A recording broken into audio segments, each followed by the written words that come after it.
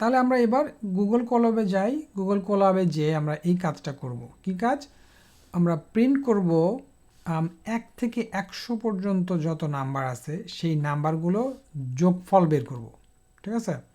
তো এটা আমরা প্রথমে ফর লুপ দিয়ে করব, তারপর আমরা হোয়াইল লুপ দিয়ে করব। একটা জিনিস খেয়াল করেন, অ্যালগোরিদমটা কি হবে?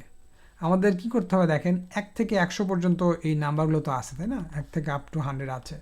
তো আমাদের ইনিশিয়েট করতে হবে ইউ স্টার্ট অ্যাট 1, মানে কম্পিউটারকে বলে দিব স্টার্ট অ্যাট 1, দেন একের সাথে পরেরটা যোগ করবো, তাই তো? 1 + 2, তাই তো? এটা হবে 3। তারপরে এই 3 সাথে তারপরেরটা যোগ করবো, তাই তো? 3 + 3, রাইট? 6। তারপরে 6-এর সাথে এর পরেরটা মানে 4 যোগ করবো, রাইট? 6 + 4 and so on. তো এইভাবে চলতে থাকবে all the way up to শেষেরটা +100। এটার ভ্যালুটা কত হবে? This is what we want, right? এই জিনিসটা আমরা দেখেন, এটা যদি আপনি ম্যানুয়ালি করতে যান অনেক অনেক লাইন লিখতে হবে, অনেক কষ্ট করতে হবে। তো এটা আমরা রিপিটেডলি যেহেতু একই জিনিস করতেছি, হ্যাঁ, আগের যে ভ্যালু তার সাথে পরের ভ্যালুটা যোগ করতেছি, ফলে এটা আমরা লুপ ব্যবহার করে করব। এবং চলুন তারা দেখি কিভাবে ফর লুপ এবং হোয়াইল লুপ ব্যবহার করে আমরা এটা করতে পারি। তাহলে আমরা গুগল কোল্যাবে এসেছি এবং গুগল কোল্যাবে এসে আমি এই নোটবুকে এখন প্রিন্ট করব sum of all numbers from 1 to 100। সেটা আমি এখানে লিখলাম। এখন 1 থেকে 100 করব। তো আমরা তো ধরেন প্রথমে ফর লুপ দিয়ে করি, তাই তো? ফর লুপ দিয়ে কীভাবে করেছিলাম মনে আছে? ফর আই ইন রেঞ্জ, তাই না? রেঞ্জ দিলে কী হবে? 1 থেকে 100 পর্যন্ত অ্যাড করতে হবে। সো আমাদের স্টার্ট করতে হবে 1-এ আর এন্ড করতে হবে কোথায়? 101-এ। মনে আছে তো? তারপর একটা কোলন দিতে হবে। মনে আছে না কেন 101-এ? কারণ এই রেঞ্জ ফাংশনটা এই যেটা এন্ড হবে তার আগে গিয়ে শেষ হবে, তার আগেরটাতে শেষ হবে, এটা এক্সক্লুড করবে শেষেরটা, রাইট? এরপরে কোলন দিয়ে আমরা এখন নিচে কি করব? আমরা প্রিন্ট করবো, রাইট? না, আমরা হচ্ছে প্রিন্ট করবো না, আমরা সাম করতে থাকবো, রাইট? কী করবো এটা?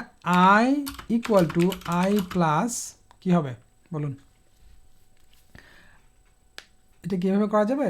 না, এইটা করার জন্য আপনাকে প্রথমে একটা আমরা করি কি, ধরুন যে টোটাল নামে একটা ভ্যারিয়েবল লিখি। আচ্ছা, টোটাল না লিখে আমরা সাম লিখতে পারি। সাম ইকুয়াল টু 0।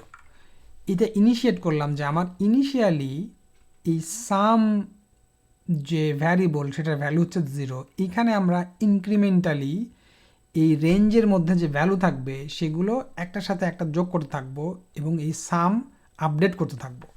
তাহলে প্রথমে আমার সাম হচ্ছে 0, তারপরে আমার নেক্সট সামটা হবে কি? নেক্সট সামটা হবে আগের যে সামটা, ইনিশিয়াল যে সাম, সেটা তার সাথে এই আই যোগ করে দেব, ঠিক না? এটা বুঝতে পারছেন কিনা?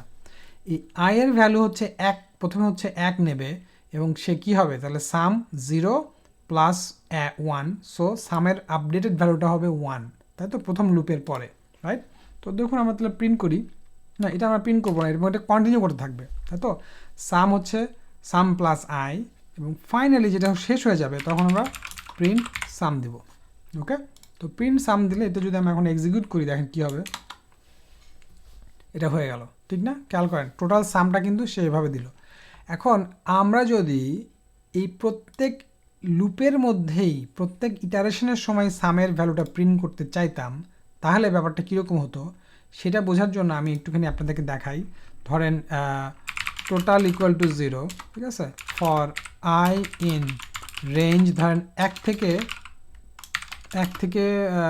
5 পর্যন্ত আমি অ্যাড করতে চাই, ঠিক আছে?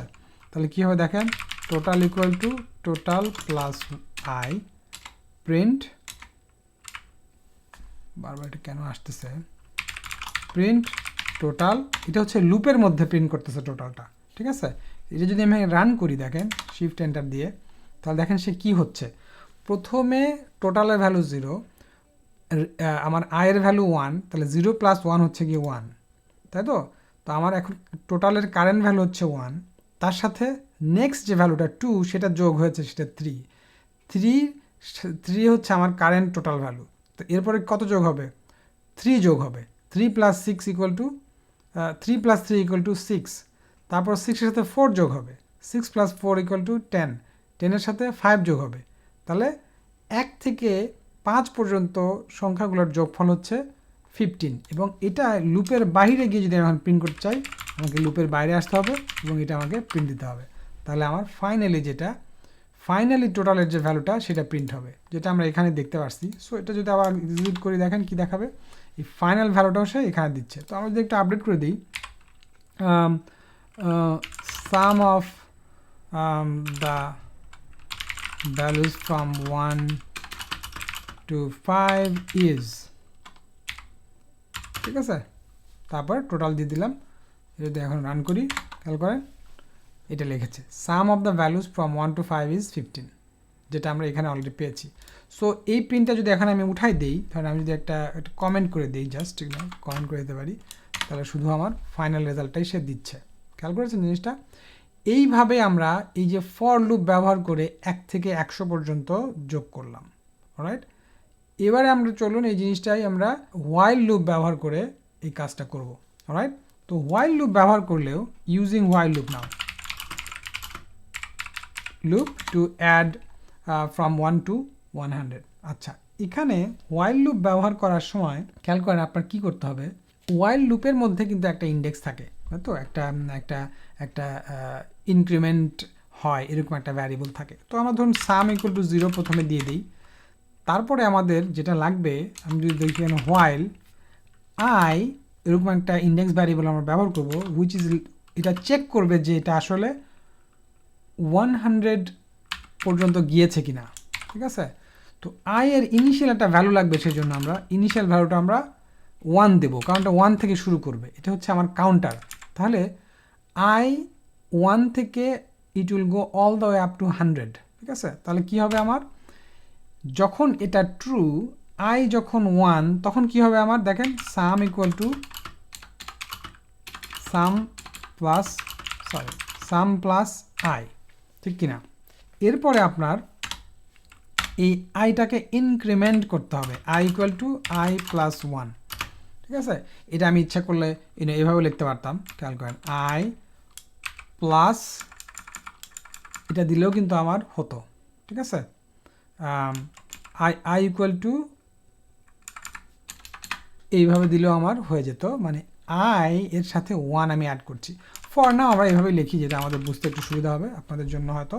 এইটা যদি আমি রান করি তাহলে সে আলটিমেটলি ফাইনালি গিয়ে প্রিন্ট, যদি সাম দেই সে আমার কি দেয় দেখা যাক। আমি এটা রান করি, এক্সিকিউট করি, খেয়াল করেন হোয়াইল লুপ দিয়ে আমরা কিন্তু একই নাম্বারটা পেলাম।